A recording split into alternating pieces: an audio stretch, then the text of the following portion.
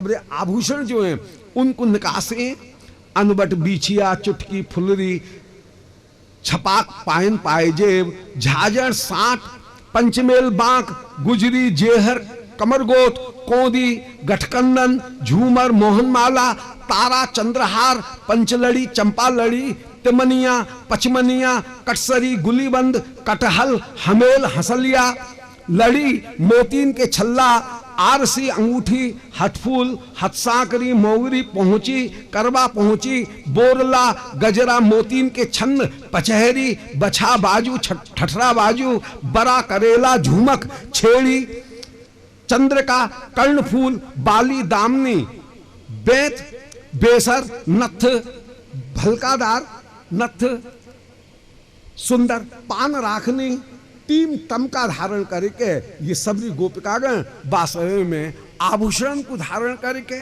आनंद पूर्वक पधारी हैं। केशपाश सो मल्लिका माधवी के पुष्प न्यारे बिखर रहे हैं, मानो इनके ऊपर पुष्पन की वर्षा होती भई न्यारी चली रही है, चली जा रही है। आज सब उड़ी भई मानो नंद भवन में चली जा रही हैं। हमको ऐसा लग रहा है कि जैसे नंद बाबा को आंगन नहीं है, ये है क्षीर समुद्र। गोपीन के यूथ नहीं है, ये है मानो नदी। जैसे समुद्र में नदी समा जाए, ऐसा बाबा के सीमित आंगन की आज विभुता को दर्शन करा रहे हैं कि सवरो ब्रज बाबा के आंगन में ही जैसे समातो भी चलो जा रहे हो, सर्वत्र दूध दही न्यारो उछल रहे हो। आज ऐसा लग रहे हो कि मानो क्षीर समुद्र ही यहां प्रकट रूप से प्रकट हो गया है। एक आश्चर्य की बात है कि वहां पे समुद्र मथो गयो पहले और चंद्रमा को जन्म भयो पीछे, परंतु यहां पे कृष्ण चंद्र को जन्म हो गयो पहले और दधकादो कियो जा रहे हो पीछे। ये आश्चर्य की बात हो रही। सब गोपिका गए, यशोदा से बोली, बोले अरे यशोदा बड़ी ऐठ में बैठी है, अनोखों का तेरे ही लाला भयोय का। यशोदा जी तो सब गोपीन के सामने झुकती भई बोली, बोले गोपी और तुम नहीं नारायण पूज के, तुम नहीं ब्राह्मण की चरण वंदना करके लाला चाहे होए, तुम्हारो ही तो है। बोले नेक मुख तो दिखा, ढाए आई। बोले वाह ऐसे ही लाला को मुख देख लोगी का, पहले मेरे ठीकरा को नेक तो मोहित मिले। सब ने अपने अपने हार उतारे, या को प्रदान कीने, या ने भी अपनो हार उतारो। बोले मैं भी तो कन्हैया की मैया हूं, धाई भी तो मैया होए, मेरी तरफ से भी तो कन्हैया की नौछावर होनी चाहिए। सो या ने अपनो हार उतार के कन्हैया के ऊपर नौछावर करके याचक जो ठाड़े भये उनको उछाल दियो। याचक ने पट्ट लपक के अपने गले में धारण कर लियो है। सब नाचते भाई चले जा रहे हैं, ऐसे अपूर्ण रूप से आनंदित हो रही हैं। सब गोपी आशीर्वाद दे रही हैं। ता आशीष प्रयुंजाना चिरम पाहित बालके। बोले हे ब्रजराज कुमार तुम जल्दी से बड़े हो और हम ब्रज की रक्षा करो। गोपी ने फेंट बांध ली नहीं और जो दधिकादो करती भाई नाच रही हैं। सब गोप अपने काम काज को छोड़ के गोपीन को बीच में ले घेरा बनाए, चारों ओर गोपीन के मधुर नृत्य को दर्शन कर रहे हैं। कभी गोपी दही मथवे की जो भंगिमा उनको प्रकट करती भाई नृत्य कर रही हैं। कभी यहाँ पे कोई दाना चलावे की जो भंगिमा है वह को प्रकट कर करके आनंद पूर्वक नाच रही हैं। कभी घूंघट की गत दिखाते भय, कभी अपूर्ण रूप से मयूर मुकुट जो है उनकी गत दिखाते भय, कभी वंशी की गत दिखाते भय आनंद पूर्वक सब गोपिकागण। कभी दही बिलोवे की जो गत है वह को दिखाती भई आनंद पूर्वक, कभी अंगूठा दिखाए के नाचती भई गोपिकागण। न्यारी जो गते उनको प्रकट करती भई सब आनंद पूर्वक नृत्य कर रही हैं। दही दूध माखन इनको उछाल रही हैं। गोपन के हृदय में तो बड़ो उल्लास। बोले लो गोपी तो दधिकादो कर रही हैं, अपन रह ही गए। जब तक बाबा बीच में ना नाचे तब तक आनंद ना आवे। सो बाबा के पास में गए और बोले बाबा देख गोपी कैसी सुंदर नाच रही हैं, तू भी नाच हम भी नाच। बाबा के मन में तो बड़ो उल्लास, परंतु बाबा बड़े गंभीर लोकवत लीला में बोले मेरा लाला भयो मैं ही नाचूं, कोई बड़ो बूढ़ो टोक देगो, बोले कैसो नादी तो हेरे हो अनोखो या कहीं लाला भय हो का। सो बाबा ना आए, ये गोप तो लौट के आयो, सब सखानते बोलो, बोले भैया बाबा तो आवे ना है, बाबा तो भीतर सिंहासन के ऊपर विराजमान है। एक चतुर सौ गोप बोलो, बोले बाबा ऐसे ना आएंगे, मैं बुलाए के लाऊं, तू तैयार रहियो। सो ये बाबा के पास में गयो, बाबा जहां सभा मंडप में विराजमान है, ऊपर छत्र लगो भयो है, चमर बाबा के हो रहे, ये बाबा के पास में गयो और पीछे ते जाए कान में फुसफुसा तो भयो बोलो, बोले बाबा आपको बड़े दादा आंगन में बुलाए रहे हैं, कोई जरूरी काम हो। बाबा ने मन में विचार किया कि कछु सलाह सूत करनी होगी, सो बुलाए रहे दिखे। सो बाबा उठ के जो आंगन में आए, वहां पे उपनंद गोप तो दिखे नहीं, एक गोप पीछे थे चांदी की कमोरी में दूध भरी भई कमोरी माथे के ऊपर रख के और बाबा के पीछे ते आयो और पूरी की पूरी कमोरी ले और बाबा के ऊपर उल्टी कर देनी है, घग घग घग करके। बाबा बोले अरे ये क्या करे, ये क्या करे, ये बोला बाबा दूधन हा और पूतन फल। अब का है, बीच में बाबा चारों ओर सबरे सखागण आनंद पूर्वक बधाई गायन कर रहे हैं। नंद के आनंद भय जय कन्हैया लाल की, नंद के आनंद भय जय कन्हैया लाल। हाथी दीने घोड़ा दीने और दीनी पाल की, हाथी दीने घोड़ा दीने और दीनी पाल की। नंद के आनंद भय जय कन्हैया लाल की, नंद के आनंद भय जय कन्हैया लाल, नंद के आनंद भय जय कन्हैया लाल। बोलो नंद के लाला की जय, यशोदा मैया की जय, नंद बाबा की जय, श्री रोहिणी मैया की जय, वृषभानु बाबा की जय, कीरत मैया की जय, कीरत कुमारी की जय, ब्रज 84 कोस की जय, नंद महोत्सव की जय, आज के आनंद की जय। जय श्री राधे। नंदो महामनास्तेभ्यो बासो लंकार गोधनम सूतमागत बंदिभ्यो ये ने विद्योपजीविनः। परम उदार श्री ब्रजराज ब्रजराज ने सूतमागत बंदीजन जो भी आयो जाने जो मांगो वो वाकु प्रदान कियो है। ये ने विद्योपजीविनः, विद्योपजीवी कह के श्री महादेव लीला को भी स्मरण कराए दियो। जहां नंद महोत्सव में न शिवजी 150 आए, नारद जी तो बोले हमको भी कन्हैया को मुख दर्शन कराए दो। श्री नारद जी बोले या समय कोई की सिफारिश की जरूरत ही नहीं है, बाबा स्वयं इतने उदार हो रहे हैं कि जो जा रहे हो वाकु ही, जो मांग रहे हो वो बाबा वाकु प्रदान कर रहे हैं, सो मांग लो। सो शिव जी बाबा के पास में गए और बोले बाबा हमको लाला को मुख दर्शन करना है। बाबा को तो नहीं ही नहीं, परम उदार, जो मांग रहे हो वो वाकु प्रदान कर रहे हैं। बोले हाँ अभी भीतर खबर करवाऊं। सो बाबा ने जो भीतर खबर करवाई, बूढ़ी बूढ़ी गोपी बोली, बोले दूध और पूत छिपाए के राखने की वस्तु हो, कहूं नजर लग जाए तो ऐसा हरेक को लाला ना दिखाया जाएगा। शिव जी को तो मन फीको हो गयो, सो उतर के आए पीपर के नीचे आस लगाए के बैठ गए हैं महादेव बाबा। नीचे उतर के कन्हैया तो बड़े कृपालु, इनको ऐसी रोमनी चढ़ी कि रोमनी बंदी ना आए हो। श्री नारद जी नंद बाबा से बोले बाबा अभी अभी जो योगी आए कैलाश ते, वे बड़े भारी योगी हैं, योगेश्वर हैं, उनकी दृष्टि में विशेषता है वे जब बालक को देखने में बालक को नजर गुजर ना लगो करे। यशोदा जी के पास में खबर करवाई, यशोदा जी बोली अरे जल्दी से बुलाए के लाओ, बुलाए के लाओ, मैं लाला की नजर उतार दें। शिव जी को बुलाए के लाए, गोवर्धन चौक में होए बारीसु जो श्री गोविंद को दर्शन करायो है। दर्शन करके शिव जी कृतकृत्य हो रहे हैं। यशोदा जी चरणन में प्रणाम कर रही हैं, यही कह रही हैं कि बाबा जब जब मेरो लाला रोए तब तब दर्शन दीजो। योगी तुम यहां ही आनंद पूर्वक निवास करो। सो लटकत लटकत शंकर आए, आनंद पूर्वक श्री शिव जी मंद मंद मुस्काते भाई वास्तव में न्यारे आ रहे हैं। ऐसे जाकी जैसी अभिलाषा बेसब्री अभिलाषाएं आपने कृपा करके पूरी करी हैं।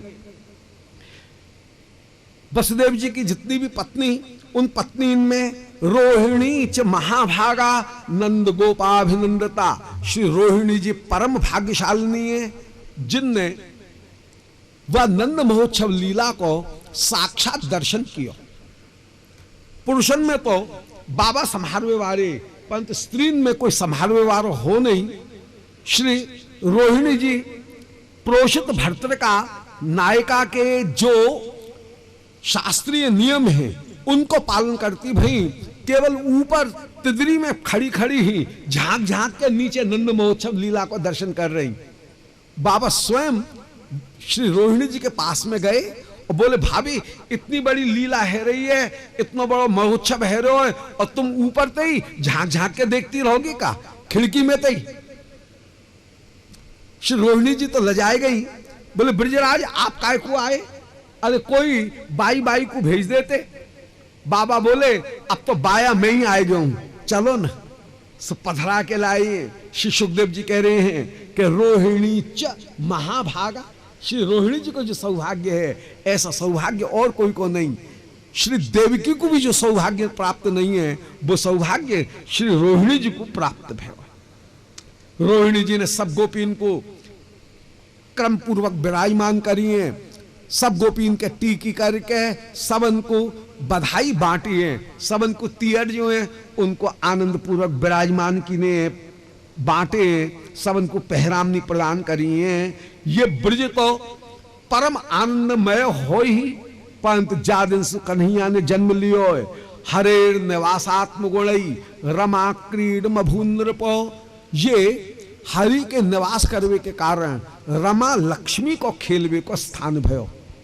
श्री सुखदेव जी ने रमा शब्द लक्ष्मी शब्द के द्वारा श्री राधा रानी के जन्म महोत्सव की लीला को संकेत कर दियो के श्री कृष्णचंद्र के जन्म के 1 वर्ष पश्चात श्री रावल में वृषभान बाबा के यहां पे श्री कीर्ति कुमारी श्री राधिका को भी जन्म भयो है।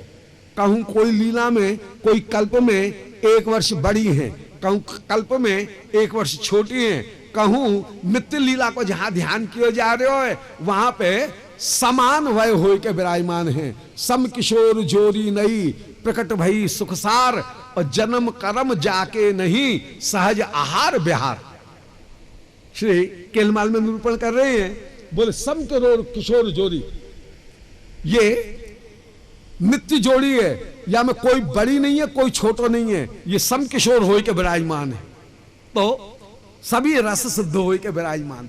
परंतु लीला में उल्लास को प्रतिपादन करते भाई उल्लास की दृष्टि से रसिक जयन ने व नंद महोत्सव श्री किशोरी जी के जन्म की अपूर्व लीला को आस्वादन प्राप्त किया है। श्री यशोदा जी भी श्याम बालक को गोदी में लेकर जासवे में पधारी, दोनों सहेली बड़ी प्रीति बहन बहन गले मिली है। श्री यशोदा ने अपने श्याम बालक को जो नवजात बालिका अभी विराजमान है उनके संग में ही पलना में शयन कराए दिए। यहाँ पे पलना में ही चातुराक्षिक प्रीति हो जाए, जब तक मैया पास में रहे तब तक तो किशोर बाल रूप में युगल सरकार विराजमान, और जो मैया सरके सो नव किशोर होए ये जल रस विहार करते भय आनंद पूर्वक विराजमान होए। बोलो वृंदावन बिहारी लाल की जय। ऐसे अपूर्व लीला जो है वो विराजमान है। यहाँ पलना में ही बाल्य अवस्था में ही कैशोर ऐसो बलवान हो के विराजमान है कि कैशोर सब रसन को अपने भीतर लेतो भ्यो अपूर्व स्वयं अपने आप को पोषण करतो भ्यो विराजमान होए। बाल्य अवस्था को त्याग न करते भय, पौगंड अवस्था पोषित होए, पौगंड को त्याग न करते भय कैशोर अवस्था जो है वो पोषित होए के ब्रज में सर्वदा सर्वदा विराजमान। ये रस की रीति, कैशोर इतना बलवान है कि वो बाल्य कैशोर अवस्था में भी अपने आप को प्रकट करते भय विराजमान। अतः रमा क्रीडम भूनृपो, रमा शब्द के द्वारा राधा रानी के जन्म की लीला को ही निरूपण किया, क्योंकि शास्त्र की एक परंपरा है कि वैकुंठेस्तु रमा प्रोक्ता जानकी दंडका बने रुक्मणी द्वारवत्याम तो राधा वृंदावने बने। श्री वसुदेव जी ने नंद बाबा के पास में गुप्त चरण के द्वारा ये खबर भिजवाई, बोल बाबा आपने इतना नंदोत्सव किया है, कंस को पतो तो लगी जाएगा, बाकी गुप्तचर चारों फैल रहे, सो आप कंस को ऐसा दिखाइयो कि हम तुम्हारे विरोधी नहीं है, हम तो तुम्हारे अनुकूल हो गई विराजमान है। अतः कंस को वार्षिक कर प्रदान आप कर दो, दुर्जन को मुख पहले भर देना चाहिए, दुर्जनम प्रथम वंदे सज्जनम तदनंतरम, ये नीति का हो कार्य। सो बाबा कृष्ण जन्म के छठे दिन, क्योंकि छठी को उत्सव तो रात्रि को उत्सव है, दिन को समय पूरा खाली है, अतः बाबा कंस को वार्षिक कर देवे के ताई छठे दिन जो पधारे हैं, वसुदेव जी ने कहवा दी नहीं कि तुम मेरे पास में मत आइयो, मैं मौको देख के अंधेरे उजेरे स्वयं तुमसे मिलवे के ताई आ जाऊंगा। सो बाबा अपने डेरा पे जाए के विराजमान भय, मौको देख के एकांत में श्री वसुदेव जी जो नंद बाबा से मिलवे के ताई आए हैं, दोनों भैया आनंद पूर्वक मिले। श्री वसुदेव जी बोले भैया बड़े मंगल की बात है, या समय में 82 वर्ष की अवस्था में तुम्हारे यहां पे अब लाला जो है उनको जन्म भयो है, ब्रज में सब कुशल पूर्वक तो हैं। श्री वसुदेव जी भी बोले, नंद बाबा भी बोले वसुदेव जी सुनी, कंस ने देवकी के पुत्रन को नष्ट कर दिए, सबसे पीछे एक कन्या भाई बताई, वो भी स्वर्ग को चली गई, या में ईश्वर की लीला जो है वाको बाके ऊपर कोई को भी बश नहीं चले, या में हम दुष्ट कोई कारण करके माने। वसुदेव जी बोले बाबा अब आपने वार्षिक कर दे दियो है। वसुदेव जी नंद बाबा से पूछ रहे हैं कि भ्रातर मम सुतक कश्य मात्रा सह भवत ब्रजे, कि भैया मेरो बेटा अपनी मैया के संग में तुम्हारे ब्रज में कुशल पूर्वक तो है।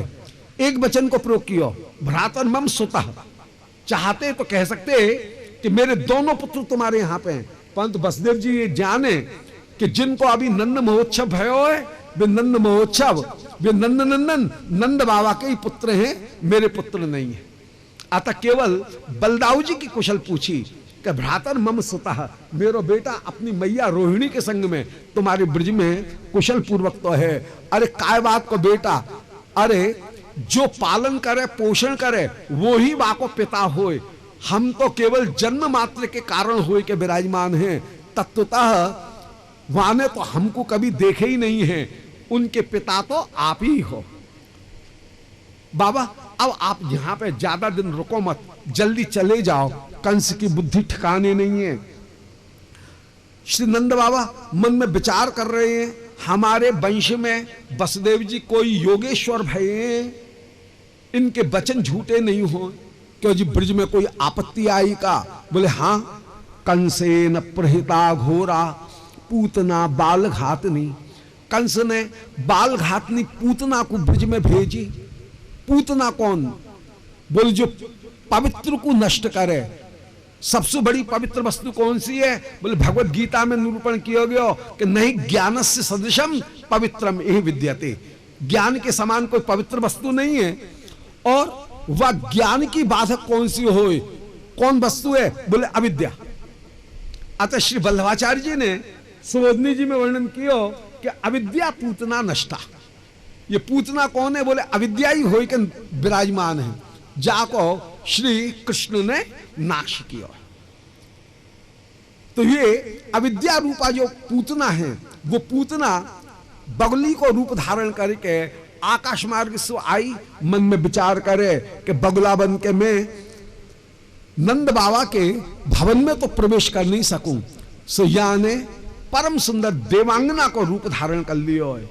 पीतांबर की साड़ी, क्षीण कटी के ऊपर कोंथनी न्यारी झोटा खाए रही है, उत्तुंग वक्षस्थल पे हार न्यारे झूल रहे हैं, कान में टाटंक धारण करके, हाथ में कमल लेके ये जो आई गोप्य श्रियम दृष्ट मिवागतम पतिम। कोई ये समझे सरस्वती आई, कोई ये समझ रही है कि लक्ष्मी ही अपने पति को दर्शन करने के टाइम चली आई है, कोई ये समझ रहे हो कि ब्रज की शोभा चली आई है। कोई ने भी पूतना को रोकी नहीं है। ये तो गोपीन के झुंड के संग में जो यशोदा जी के पास में अंतपुर में पहुंची, वहां पे तो श्याम सुंदर शैया के ऊपर शयन कर रहे, आपने पट्ट नेत्र बंद कर लिए। क्यों जी नेत्र बंद क्यों कर रहे हैं? मानो मन में विचार कर रहे हैं, बोले हाय सबसे पहले ये राक्षसी कोई दर्शन होएगा का। सो आपने मानो नेत्र बंद कर लिए, अथवा चराचरात्मा सन्निमीलित एक क्षण।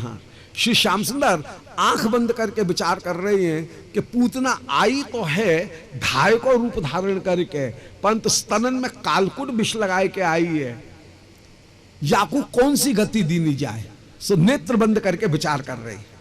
अथवा नेत्र बंद क्यों कर लिए? मानो मन में विचार कर रहे हैं कि कहूं नेत्र खुले रहे और मेरे नेत्रन के तेज को पहचान लियो, यानी मुँह को ईश्वर करके जान लियो, तो कहूं डर के नहीं भग जाए। अतः आपने अपने ऐश्वर्य को संकुचित करने के ताई नेत्र बंद कर ली ने। अथवा नेत्र बंद क्यों कर लिए हैं? बोले प्रीति जो उत्पन्न हो करे वो नयनन के द्वारा ही उत्पन्न होए। चक्षु राग प्रथमम, कहूं मेरे नेत्र या पूतना के नेत्रन ते लड़े मिले और मेरे हृदय में दया उत्पन्न हो आई तो फिर मार सकूंगा कि ना मार सकूंगा। सो आपने नेत्र बंद कर लिए ने। पूतना तो कन्हैया के पास में तुरंत पहुंची और यशोदा से बोली, बोले अरे यशोदा तो पे बालक राखवो ना आवे, ऐसे बालक को शैया के ऊपर तेने सुवाए रखो है, आ बेटा मेरी गोदी में रहे। ऐसे कहे अक्क करी न धक्क, बालक को जो उठायो है आप मन में विचार करें, जब गोदी में ही आए गए अब संकोच को का काम। आपने पट्ट नेत्र खोल दी ने, या कि गोदी में उमग रहे हैं, ये तो बेर बेर उछाले लपके बूढ़ी बूढ़ी गोपी के हैं अरे करे कहा है। 6 दिन को बालक अभी हंसली सरक जाए, हाथ पांव सरक जाए, कैसी होएगी? ये कह रही है बोल बहू जी और चिंता करने की आवश्यकता ना है, जब तक लाला मेरी गोदी में तब तक बालक को बार बांको होवे वारो नहीं। आप आनंद पूर्वक पूतना की गोदी में किलक रहे हैं। पूतना तो बोली अरे यशोदा तो पे बालक राखवो ना आवे, जाने कब को बालक को दूध पिवायो है। सो आ बेटा आ मेरो दूध पी, मेरो दूध ऐसो जो बालक पिए वो चैन की नींद सोए। सो जिन स्तनन में कालकुट विष लग रहे हो है वह स्तन को निकास, यानी जो कन्हैया के मुख में दियो। यहां बाल्यवत लीला माधुर्य जो है वो बराबर विराजमान है। अनंत ऐश्वर्य प्रकट होते भय भी नर लीला को त्याग नहीं है। जब नर लीला को त्याग हो जाए तो वा को नाम होएगा ऐश्वर्य। जहां पर महेश्वर्य से आविर्भावे अनाविर्भावे वा नर लीलाया अपरित्याग, वाई को नाम है माधुर्य। मनुष्य लीला को जहां त्याग नहीं होए वा को नाम है माधुर्य। सो आप पट्ट या के स्तनन को मुख में लेके जो चुसुर चुसुर चूसन लगे हैं, पक्के ग्वारियां जैसे ग्वारिया गैया के धार काढ़वे के पहले थन को धोए, फिर सहराए, फिर निचोड़ के एक आध धार पानी जल में धरती में ही डाल दे, फिर जो असली दूध हो पक्को वाकू फिर दोहिनी में ले। ऐसे ही श्री कृष्ण ने गाढ़म कराभ्याम भगवान प्रपीड्य तक अपने हाथन ते पूतना के स्तन के विष को पोंछो, सहरायो और फिर हाथन ते निचोड़ के और फिर रोष समन्वितो पेवत क्रोध से युक्त हो के आपने जो चुस्का मारो है, पूतना के पंच प्राणन को भी संग में खींच लीने। पूतना तो हाथ मामन को पछिड़ती भाई बोली कि अरे बालक मुख छोड़ दे छोड़ दे।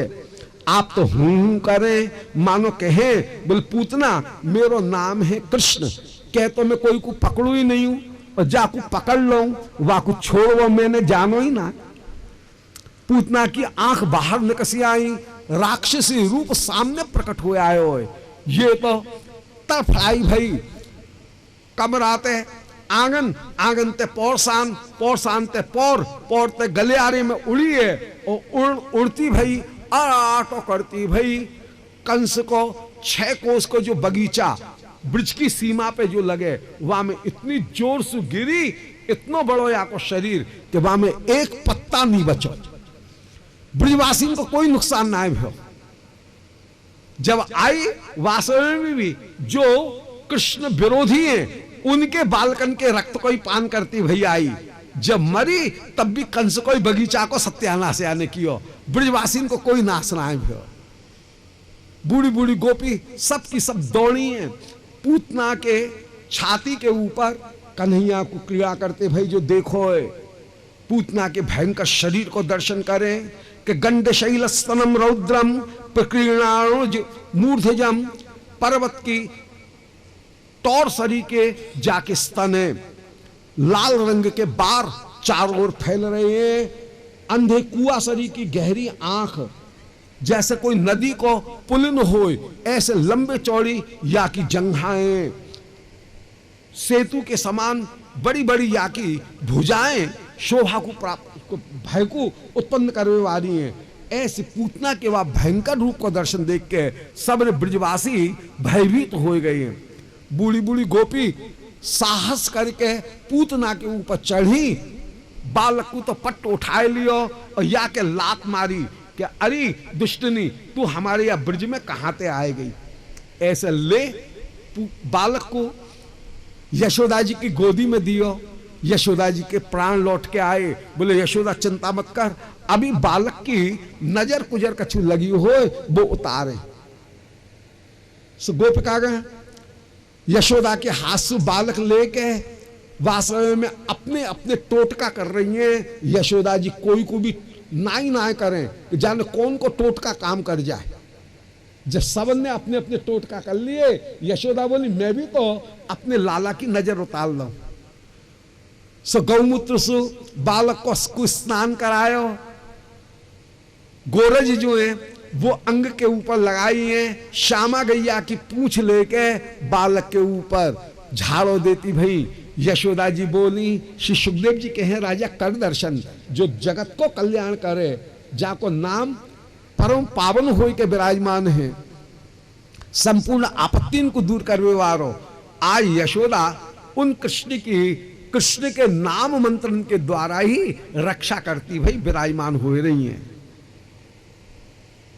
अंगन्यास करन्यास करके यशोदा कह रही हैं कि अव्याद अजोंघ मणिमांस तब जान मथोरू, कि बेटा आज भगवान तेरे चरणन की रक्षा करें, मणिमान भगवान तेरी जांघान की रक्षा करें, यज्ञ भगवान तेरे उरून की रक्षा करें, अच्युत भगवान तेरे कटी की रक्षा करें, केशव भगवान तेरे हृदय की रक्षा करें, जब तू खेले तब गोविंद तेरी रक्षा करें, जब तू सोए माधव भगवान तेरी रक्षा करें। जितने भी कोटरा रेवती ज्येष्ठा पूतना मातृका इन सब से रक्षा करवे के ताई श्री हरि को हरिनाम संकीर्तन हरे, श्री हरिनाम जो है वो तेरी सब प्रकार से रक्षा करे। बूढ़ी बूढ़ी गोपी बोली, बोले यशोदा बालक को दूध पिवैयो, बालक यदि आचर दावतो होए वाकू कोई रोग धोग ना होए। यशोदा जी ने कन्हैया को लेके अपना दक्षिण स्तन निकास जो बालक को दुग्धपान करायो है, वहां पे रोग धोग कहां, आप तो आनंद पूर्वक चुसुर चुसुर दुग्धपान कर रही हैं। सब गोपी कह रही हैं यशोदा चिंता करने की जरूरत ना है, बालक को कोई रोग धोग ना है, बालक आचर दाब रहे हो। यशोदा जी को परम सुख की प्राप्ति भाई, बालक को शयन करायो। भोरे ब्रजवासी मन में विचार करें कि ये विषैली पूतना और कहूं चली पछैया, और ये जी उठी कैसी होगी। सो पूतना के शरीर को कुल्हाड़ान तक काटो, और इनमें जो आंच लगाई या के शरीर से अगुर सरी की सुगंध उत्पन्न भई है, या में कोई आश्चर्य की बात नहीं है। श्री कृष्ण ने या को स्तनपान कियो, या के शरीर से सारे दोष निवृत्त हो गए। पूतना लोक बालग्नि राक्षसी रुधिरासना जिघांसयाप हरे स्तनम दत्वाप सद्गतिम। श्री कृष्ण की कृपालुता को वर्णन करते करते सुखदेव जी तो बाबरे हो गए। आज कैमुत्य न्याय के द्वारा श्री कृष्ण की महिमा को गायन कर रहे हैं कि जगत में कोई नाम पे रीझ है, कोई काम पे रीझ है, कोई खान पान पे रीझ है, या नाम है पूतना। काम कहा है वो लोक बालकनी, संसार के बालकन को नाश करने वाली है। जात कहा है बोले राक्षसी, खान पान कहा है बोले रक्तपान करना। विचार भी अच्छो नहीं है, मारवे को विचार करके आई, परंतु वाकु भी जिनने धात्रोचित गति प्रदान करी, ऐसा दयालु कृपालु मिले को कहा। सुखदेव जी तो कैमुत्य न्याय के द्वारा निरूपण करने लगे कि आहा किम गावो न मातरह। जब पूतना को धात्रोचित गति आपने प्रदान करी, तब